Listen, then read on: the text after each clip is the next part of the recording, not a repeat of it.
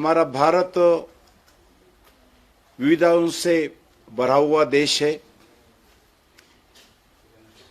इसी प्रकार भारत विविध भाषाओं से भी आज दुनिया में एक आइडियल देश के जैसा भारत काम करते हैं। हमारा भारत में लगभग 121 प्रमुख भाषाएं हैं और 1599 अन्य बोलियां भाषा उपभाषा भी भारत में है। इतने भाषे दुनिया में कोई देश में हमें एग्जाम्पल के जैसा भी दिखते भी नहीं। हमारे संविधान के अनुसूची में 14 भाषा ऑफिशियल लैंग्वेजेस के तहत शामिल थी। आज इसमें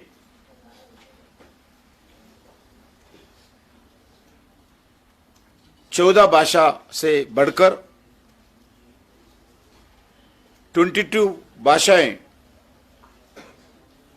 हमारे विविधताओं को दर्शाते हैं। ये भाषाएं सिर्फ बात या संवाद करने का साधन मात्र नहीं है, बल्कि नॉलेज, कल्चर और भारत की ट्रेडिशन, भारत की बहुमूल्य विरासत का दर्शाता है। ये भारत की भाषा जब एनडीए सरकार आदरणीय अटल बिहारी वाजपेयी जी के नेतृत्व में जब से हम रीजनल लैंग्वेजेस को प्रोत्साहन करने का काम करते हैं, अटल बिहारी वाजपेयी जी ने कहा था, भाषा अभिव्यक्ति का माध्यम ही नहीं, बल्कि भाषा हमारा संस्कृति का आत्मा भी है। ऐसा अटल बिहारी वाजपेयी जी के समय पार्लियामेंट में बताया था।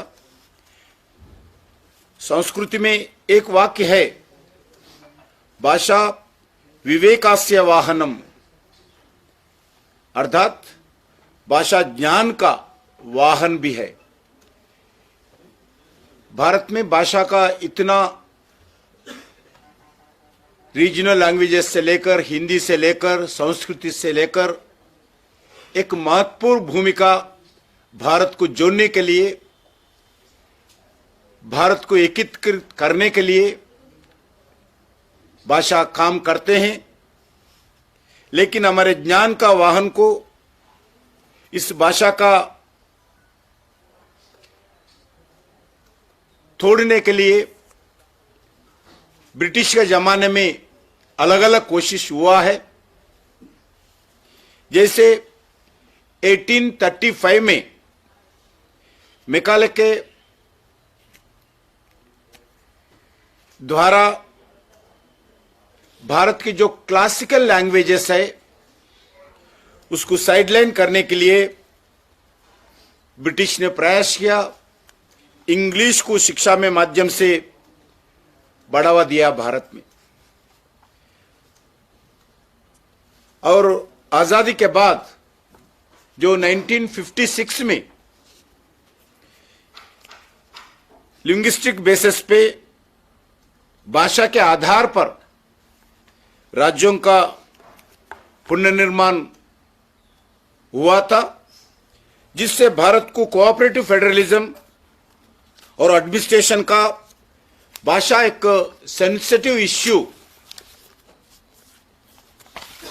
के आधार पर अलग अलग स्टेट्स भी बनाए गए थे। भारत में लिंग्विस्टिक सिचुएशन की चैलेंजेस को और अपॉर्चुनिटीज को एड्रेस करने के लिए 3 लैंग्वेजेस फार्मूला निर्माण किया गया है। पिछले 70 वर्षों में इस फार्मूला को स्टेट्स एंड नेशनल लेवल पर अलग अलग स्कूल सिस्टम्स में हो, बोर्ड्स में भी हो, एक आइडियल स्ट्रैटेजी के रूप में इस 3 लैंग्वेजेस फार्मूला को स्वीकार किया था। मगर इस फार्मूला इंप्लीमेंटेशन में लोगों का सेटिस्फैक्शन नहीं थे। लोगों के मन में था हमारा रीजनल लैंग्वेजेस, हमारा मातृभाषा, हमारा मदर टंग को हम दूर हो रहे। सिर्फ इससे 3 लैंग्वेजेस के द्वारा ही हमारा जिंदगी गुजारना पड़ता है, हमारा बच्चों का पढ़ाई करना पड़ता है, एम्प्लॉयमेंट में, रोजगार में यही 3 भाषा यूज करना पड़ता है। ऐसा 3 लैंग्वेजेस फार्मूला से भी देश के लोग संतुष्ट नहीं थे। जब आदरणीय प्रधानमंत्री नरेंद्र मोदी जी सत्ता में आने के बाद 2020 में नेशनल एजुकेशन पॉलिसी 2020 ने 3 लैंग्वेजेस फार्मूला को, उस सिस्टम को और फ्लेक्सिबिलिटी लाने के लिए प्रयास किया है। यानी अभी 3 भाषाओं से कम 2 भारत की स्थानीय भाषा, मूल भाषा भी हो। इस एजुकेशन पॉलिसी 2020 में और रीजनल लैंग्वेजेस को जोड़ दिया गया। इससे गांव में रहने वाले गरीब, सामान्य सभी लोगों को एजुकेशन में, एम्प्लॉयमेंट में रीजनल लैंग्वेजेस को बढ़ावा देने के लिए भारत सरकार न्यू एजुकेशन पॉलिसी में एक महत्वपूर्ण कदम उठाए गए। हमारा भाषाएं हमारा भारत को जोड़ने का काम करते हैं। भारतीय जनता पार्टी ने हमेशा यह सुनिश्चित करने के लिए महत्वपूर्ण भूमिका निभाई है। ऑफिशियल लैंग्वेजेस रिप्रेजेंटेटिव के रूप में प्रयास कर रहे। 1967 में सिंधी भाषा को संविधान के 8वीं अनुसूची में जोड़ा गया। तब अटल बिहारी वाजपेयी जी ने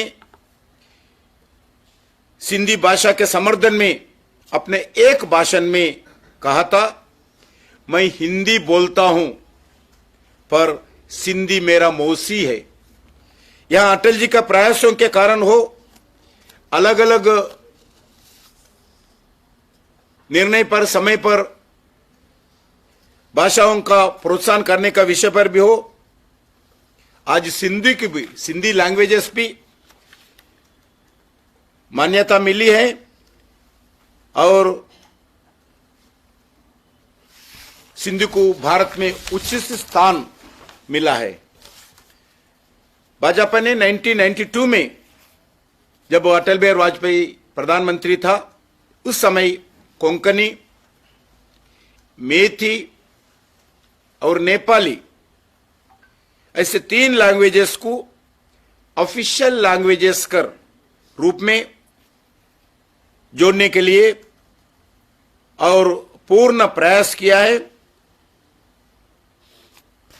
वैसा ही बोडो, डोगरी, मैथिली और संथाली को भारतीय संविधान को 8th शेड्यूल में शामिल करने का एक्ट 2003 में अटल बिहारी वाजपेयी जी के नेतृत्व में भारतीय जनता पार्टी एनडीए सरकार कार्यकाल में 8th शेड्यूल में इस 3 लैंग्वेजेस को, बोडो, डोगरी, मैथिली, संथाली, इस 4 भाषाओं को लाने के लिए प्रयास किया है।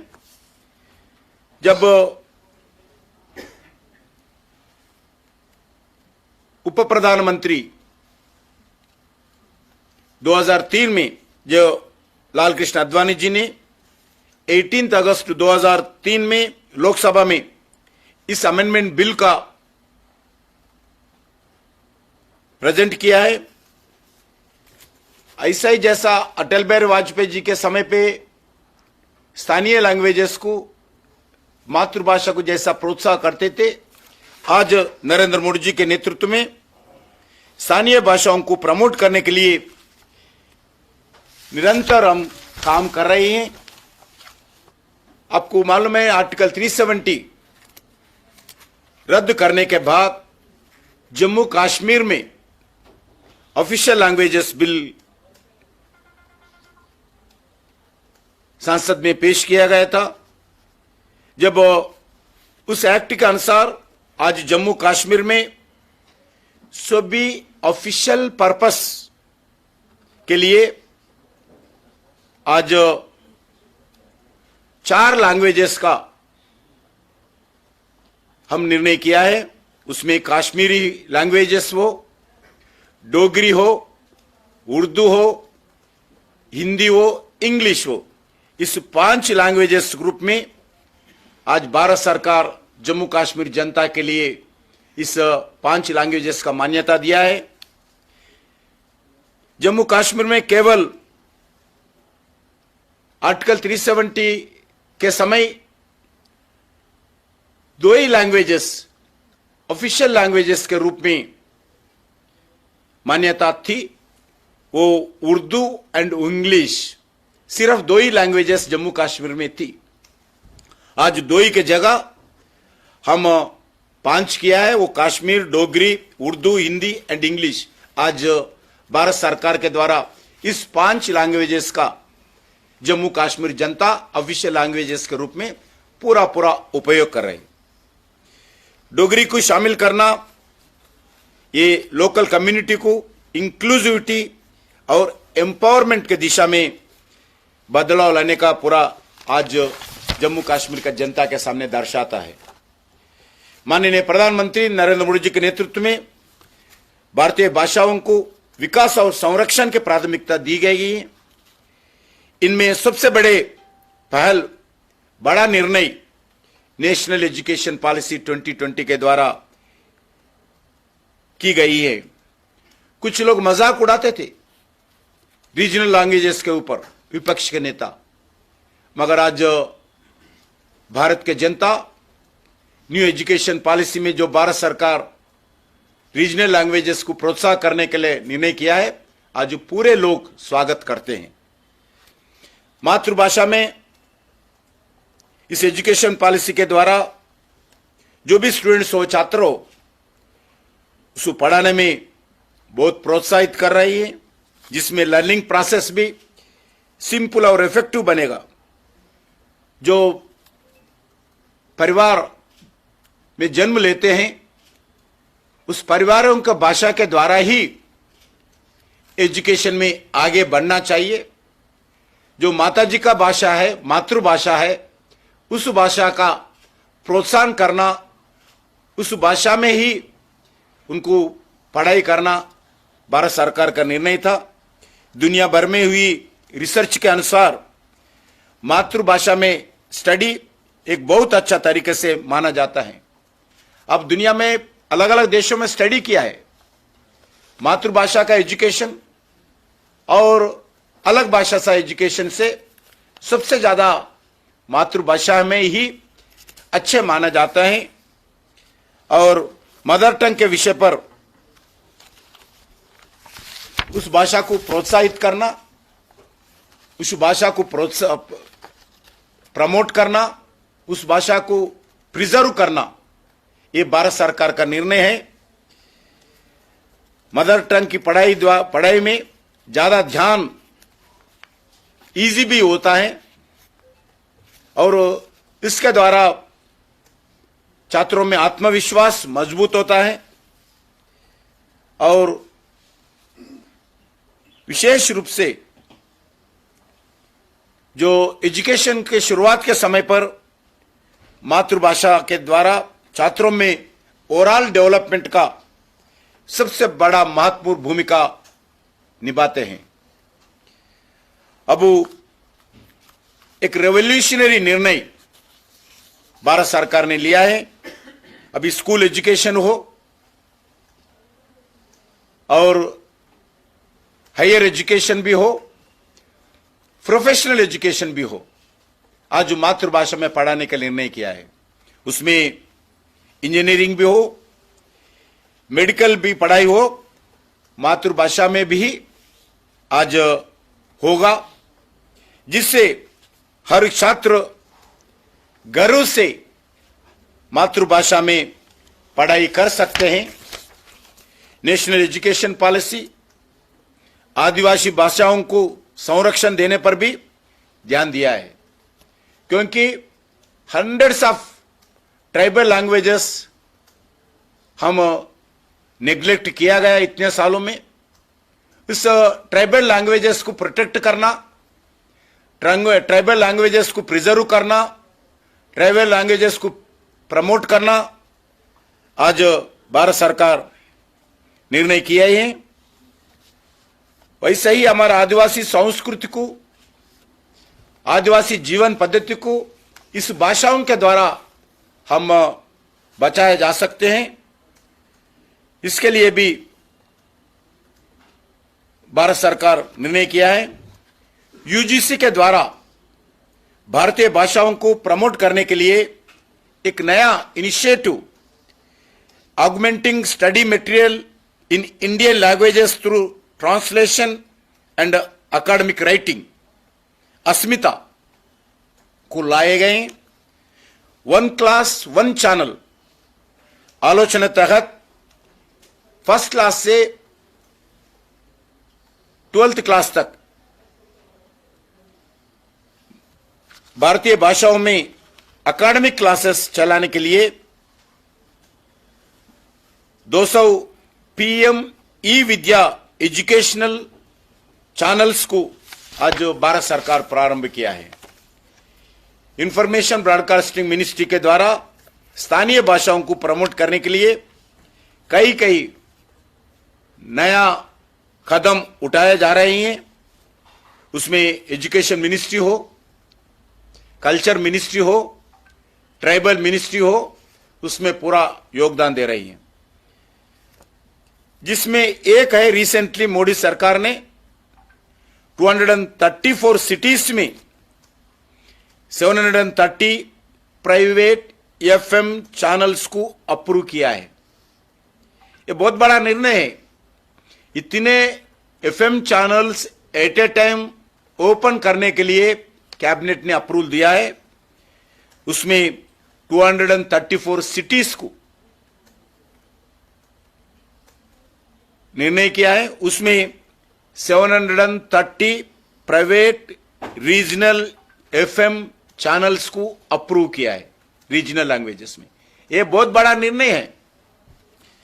Development, communication and distribution of film content, DCDFC, development, communication and distribution of film content कार्यक्रम के द्वारा इंटरनेशनल लेवल पर भारतीय भाषाओं की फिल्म को प्रमोट करने का काम कर रही हैं।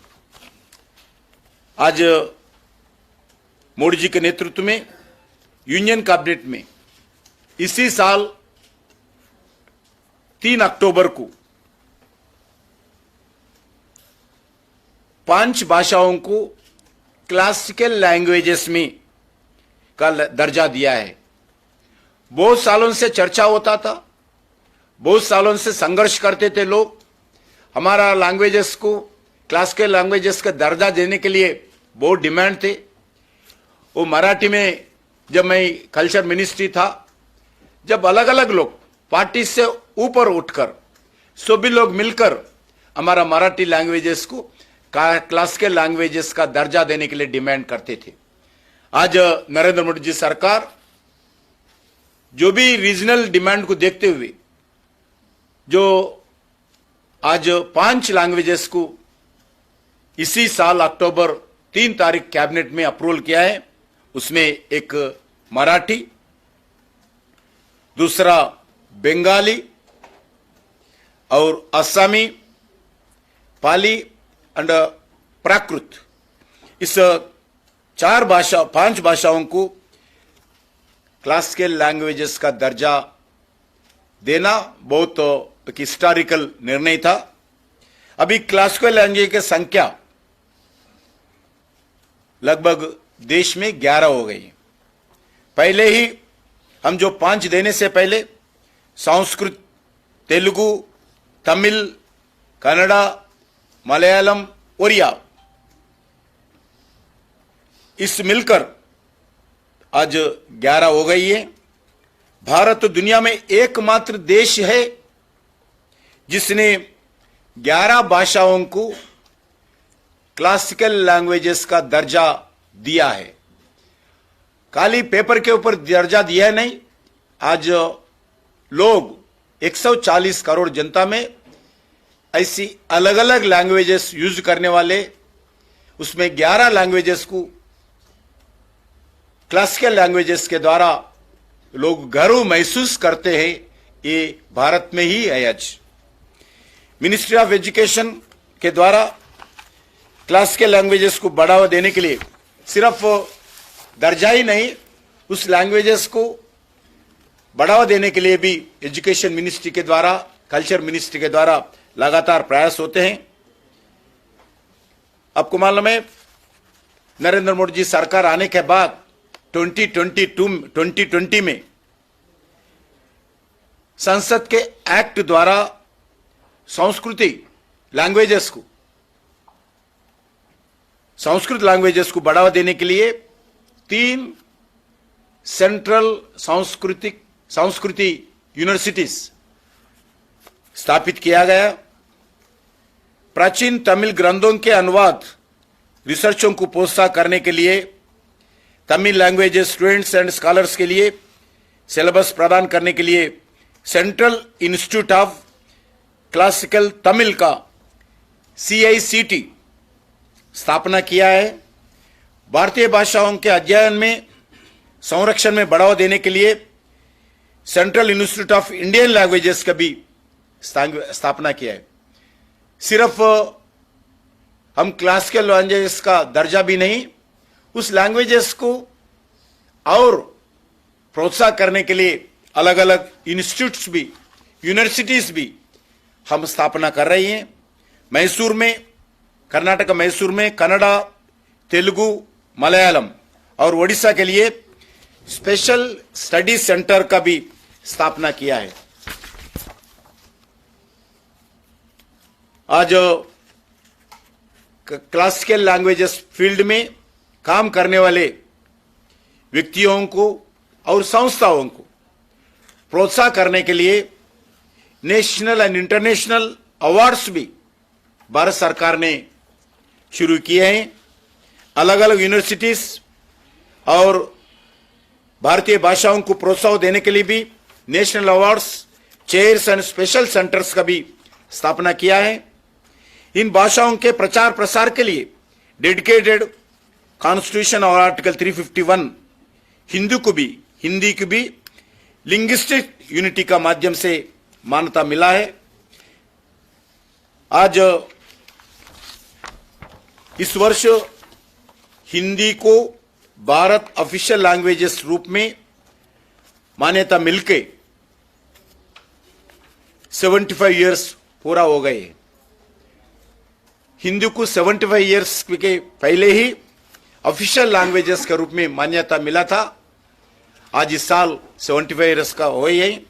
पिछले कई वर्षों में हिंदू को लेकर कई पॉलिटिकल मिसकंसेप्शंस बनाए गए थे। भारत सरकार ने हिंदी भाषा को हर भारतीय भाषा के साथ साथ अटूट संबंध है, ये आप सब लोगों को मालूम है। आज हिंदी पिक्चर्स, कोई ऐसा एक स्टेट नहीं है हिंदी पिक्चर्स इसी जगह नहीं चलते। सिर्फ भारत में नहीं, दुनिया में अलग अलग देशों में भी आज हिंदी पिक्चर्स देखने वाले हैं।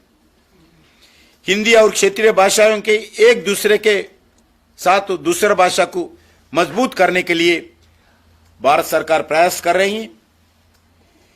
हिंदी को बढ़ावा देने के लिए अन्य भारतीय भाषाओं को मजबूत करना जरूरी है। हिंदी स्ट्रेंथन होना है, देन रीजनल लैंग्वेजेस भी स्ट्रेंथन होना चाहिए, उसको भी प्रोत्साहन मिलना चाहिए।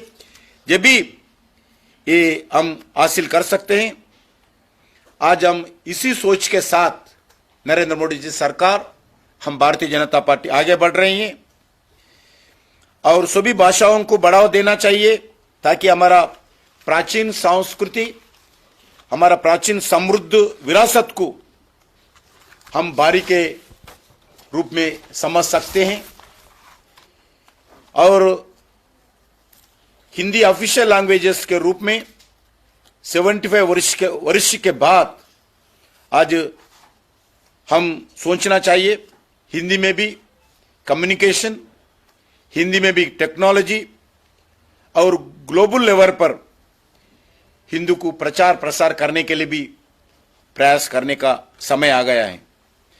वर्तमान नरेंद्र मोदी जी के नेतृत्व वाली सरकार एजुकेशन और जुडिशरी समेत कई क्षेत्रों में हिंदी को शामिल करने के लिए कदम उठाए हैं।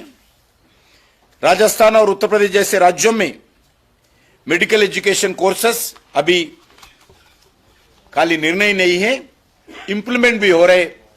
जो मेडिकल एजुकेशन में पढ़ने वाले हिंदी में भी उत्तर प्रदेश राजस्थान में पढ़ सकते हैं। वैसे ही आने वाले दिन में और अलग अलग प्रांतों में उनका रीजनल लैंग्वेजेस है, इस रीजनल लैंग्वेजेस में इंजीनियरिंग कोर्सेस हो, मेडिकल कोर्सेस हो, उसमें शामिल करेंगे। और भारतीय भाषाओं के प्रति हर भाषा का व्यक्ति गर्व महसूस करना, सिर्फ हम इंग्लिश में ही बात करेंगे, इंग्लिश के द्वारा ही हम एक बुद्धिजीवी मानते हैं, ये बिल्कुल गलत है। इंग्लिश भी सीखना चाहिए, इंग्लिश के कारण भी हर व्यक्ति को उपयोग होता है। इंग्लिश के साथ साथ हमारे मातृभाषा का भी पूरा प्रोत्साहन करना चाहिए, मातृभाषा सीखना चाहिए। ये हर भारतीय नागरिक का जिम्मेदारी बनता है। आज हिंदी शब्द कुछ प्रांतों में गलत मानते हैं, ये बिल्कुल सही नहीं है। हिंदी कोई व्यक्ति के ऊपर, कोई समूह के ऊपर, कोई प्रांत के ऊपर कोई थोपते नहीं। बिल्कुल जो सीखना चाहिए वो कुछ सीख सकते हैं।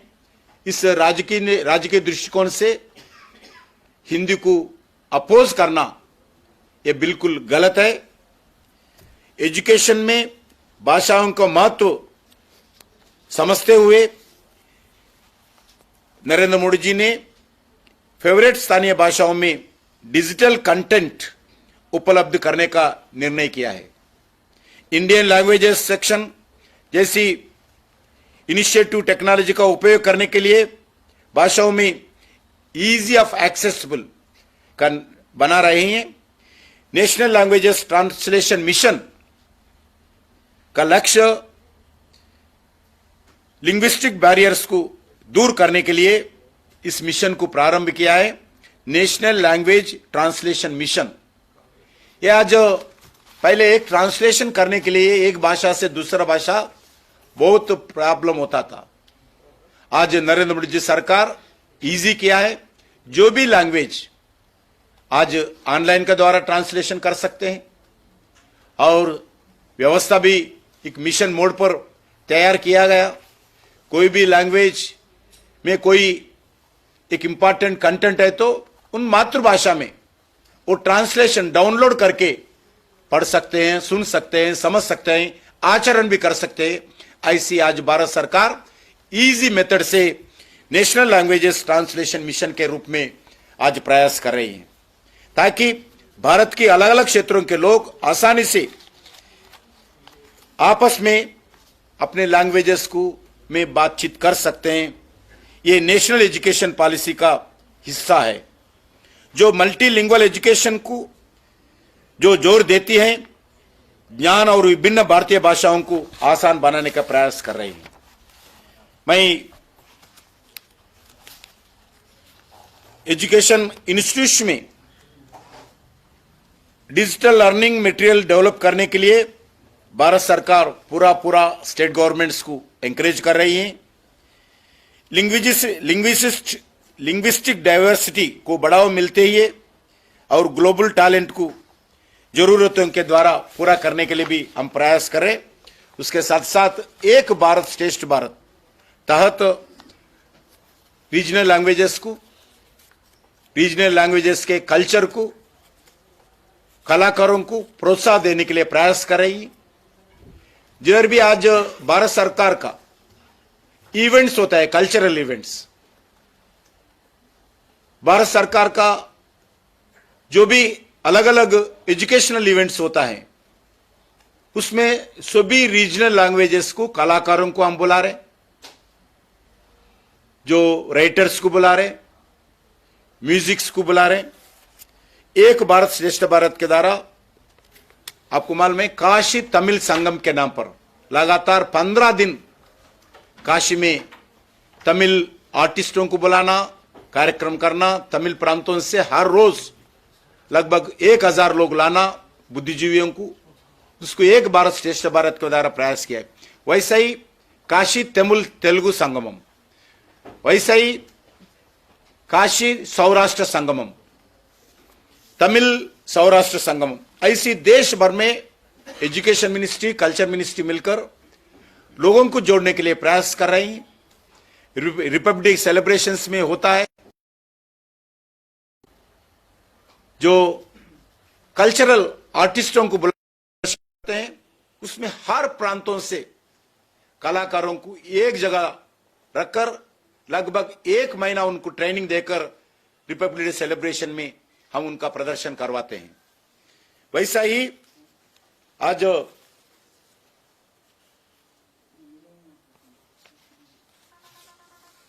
हमारी भाषा और हमारी संस्कृति विविधता भारत का एक ताकत है। इस दृष्टिकोण से हम आज काम कर रही हैं। मोदी सरकार ने भारतीय भाषाओं को ग्लोबल लेवल पर प्लेटफॉर्म देने के लिए, प्रगति करने के लिए प्रयास कर रहे हैं। इंटरनेशनल मदर लैंग्वेज डे माध्यम से लिंग्विस्टिक हेरिटेज को रिजर्व करने के लिए भारत सरकार प्रयास कर रही है। मॉडर्न एजुकेशन क्षेत्रीय भाषाओं में उपलब्ध करना एक बड़ा पहल है। Languages based tourism, literature festivals, research माध्यम से भारत को विविधता में दुनिया के सामने लाने के लिए हम प्रयास कर रही हैं। मित्रों, भाषा केवल एक शब्दों का समूह नहीं है। आज का जनरेशन और समुदायों के बीच में जो हमारा ट्रेडिशन, हमारा कल्चर का आज का जनरेशन के बीच में एक मातृभाषा एक ब्रिज बन सकता है। जैसा माननीय प्रधानमंत्री जी ने मन की बात में कहा है, जैसे हम अपने मां को नहीं छोड़ सकते हैं, मां को नहीं भूल सकते हैं, वैसे ही हम अपने मातृभाषा को भी नहीं छोड़ सकते हैं, मातृभाषा को भी नहीं भूल सकते हैं। ये प्रधानमंत्री जी का एक संदेश था। इसलिए हम सभी भारत के वासियों से अनुरोध है, अपनी भाषाओं का सम्मान करें, अपने मातृभाषाओं का संरक्षण करें, मातृभाषाओं का प्रिजर्व करें, मातृभाषाओं का प्रमोट करें, मातृभाषाओं में पढ़े, अपने बच्चों को पढ़ाइए। इंग्लिश में पढ़ाना चाहिए, उसके साथ साथ मातृभाषा को भी पूरा संरक्षण करने के लिए लोगों से मैं आग्रह करता हूं, क्योंकि हमारे संस्कृति की आत्मा है, हमारे उज्जवल भविष्य की गारंटी है हमारा मातृभाषा। इस महान कार्य में जनता का भागीदारी और देश के जो मीडिया के सहायता, मीडिया का भागीदारी बहुत जरूरी है। मैं आज गर्व के साथ कह सकता हूं, रीजनल लैंग्वेजेस का मीडिया इंग्लिश लैंग्वेज से ज्यादा महत्वपूर्ण भूमिका निभा रही है।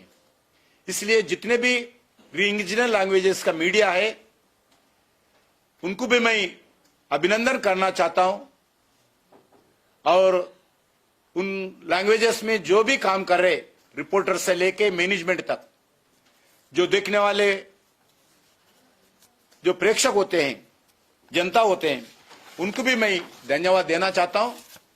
रीजनल लैंग्वेजेस आज रीजनल लैंग्वेज को बचाने में बहुत प्रयास कर रहे हैं। अगर रीजनल लैंग्वेजेस का चैनल नहीं रहते तो आज बहुत कुछ हम खोते थे। आज मातृभाषा को रक्षा करने में रीजनल लैंग्वेजेस का भी बहुत बड़ा योगदान है।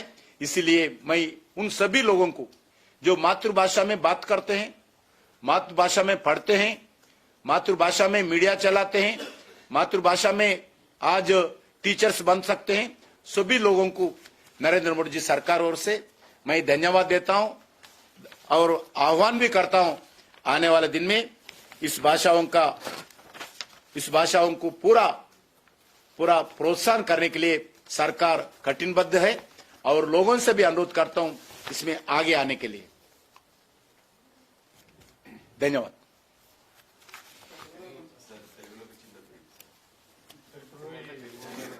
అసెంబ్లీలో ఈ అప్పుల గొడవ అవుతుంది సార్ టీఆర్ఎస్ ఏమో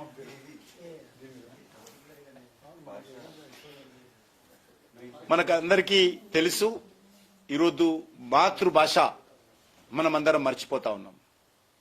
తల్లిదండ్రులు సైతం కూడా మాతృభాషలో కాకుండా ఇంగ్లీష్ భాషలోనే చదివించాలనేటువంటి ఆలోచన చేస్తా ఉన్నారు।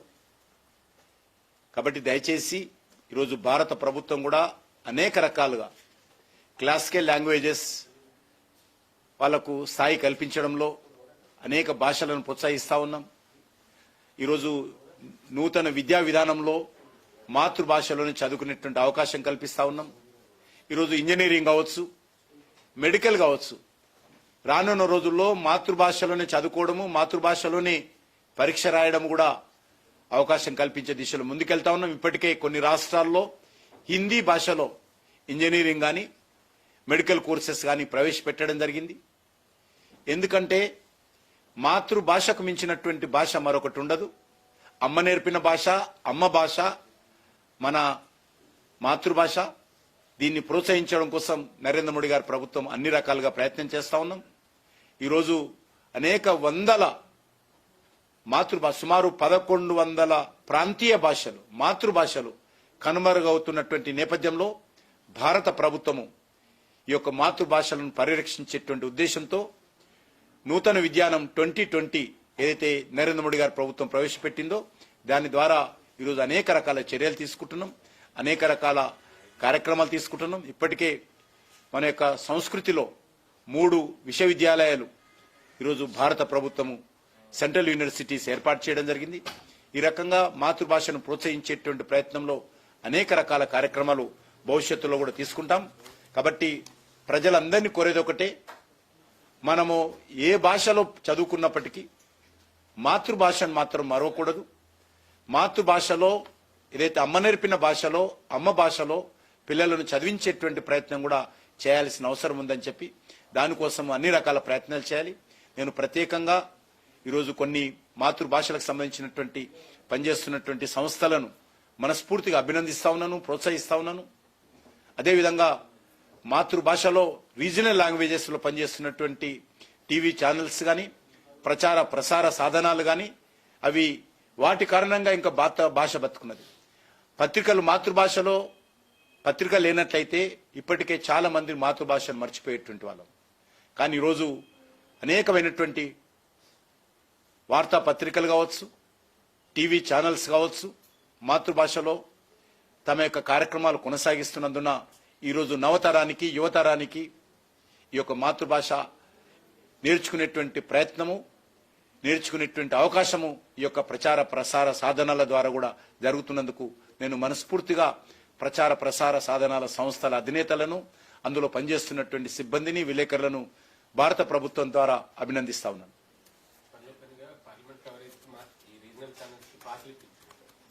తప్పకుండా coverage same time BJP communications కూడా మొత్తం హిందీలో మాత్రమే ఉంటాయి సార్, ఇంగ్లీష్ లో కూడా ఉండవు కొన్నిసార్లు. అంటే ప్రాంతీయ భాష రాష్ట్ర అధ్యక్షుడిగా భారతీయ ఇచ్చినటువంటి భాష అంటే హిందీ మాత్రమే కూడా కాదు. మారుతుండాలి. తెలుగు, కన్నడ, మరాఠీ, గుజరాతీ ఇవన్నీ కూడా ఇప్పుడు మాకు పార్లమెంట్ లో మాకు అన్ని భాషల్లో వెంటనే ఇప్పుడు అందుబాటులో ఉంది. మేము మా డెస్క్లలో పెట్టినటువంటి కంప్యూటర్స్ లో ఆల్ రీజనల్ లాంగ్వేజెస్, ఏదైతే గుర్తింపు పొందినటువంటి రీజనల్ లాంగ్వేజెస్ లో రోజువారీ బిజినెస్ కావచ్చు, బిల్స్ కావచ్చు, అందులో వస్తాం.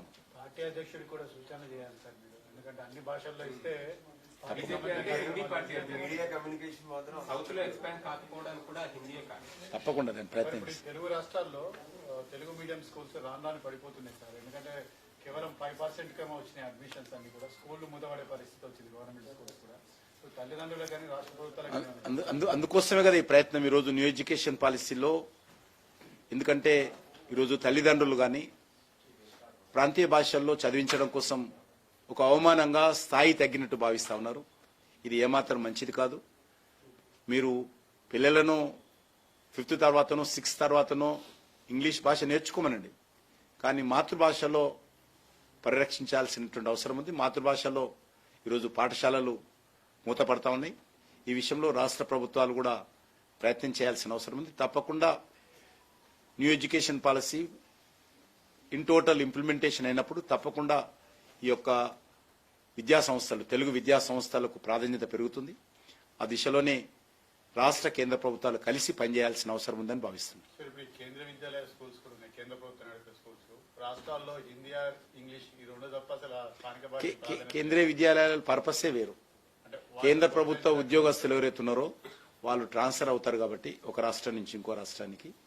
కాబట్టి వాళ్ళ కోసం పెట్టినటువంటి కేంద్ర విద్యాలయాలు, అక్కడ కేంద్ర ప్రభుత్వంలో పనిచేస్తున్నటువంటి స్టాఫ్ ఎవరైతే ఉంటారో వాళ్లకు గతంలో చాలా కేంద్రీయ విద్యాలయాలు అయినప్పుడు ఇబ్బందులు వచ్చాయి.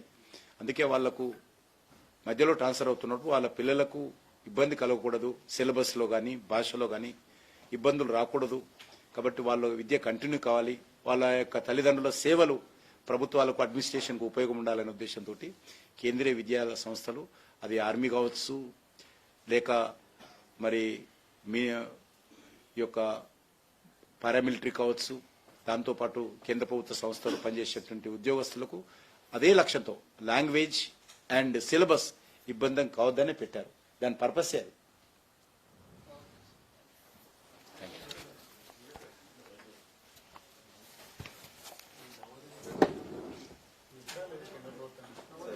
నవోదయలో పెట్టారు.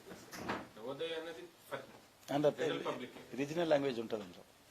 మీడియం ఆఫ్ ఇన్స్ట్రక్షన్ నాకు తెలిసి ఇంగ్లీష్ అండ్ హిందీ అనుకుంటా. అక్కడ మీడియం ఆఫ్ ఇన్స్ట్రక్షన్ తెలుగు పెట్టినా బాగుంటుంది. పార్లమెంట్ నా క్వశ్చన్, ఫస్ట్ క్వశ్చన్